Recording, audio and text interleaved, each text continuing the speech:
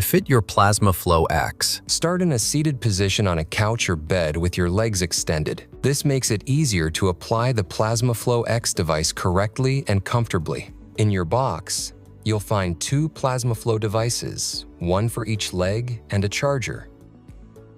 Additionally, your clinician may have provided you with some extension sleeves. Wrap one cuff around each calf with the control buttons facing upward. The cuffs should feel snug, but not tight. If they are tight at the loosest setting, then you should use the extension sleeves. Simply match up the hook and loop attachment points to the PlasmaFlow X and apply them how you normally would.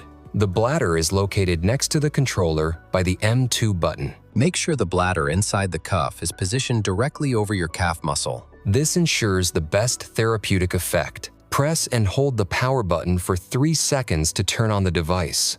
Now, choose your mode. Mode 1 is a slow inflation. The device inflates to 55 millimeters of mercury, then deflates and repeats every 50 seconds.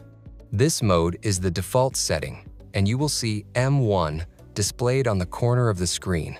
To select Mode 2, press M2 and ensure that is being displayed on the LCD screen. This is step-up inflation.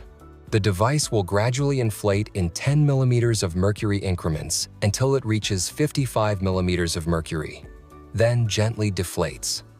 If you have both cuffs on, they'll be facing the same direction. So one control box will be on the outside of your leg and the other control box will be on the inside of your leg. You have up to 19 hours of treatment time Before you need to charge your PlasmaFlow X. The battery indicator on the screen will indicate the charge level. To charge it, plug in the power control to the pump and you're all set.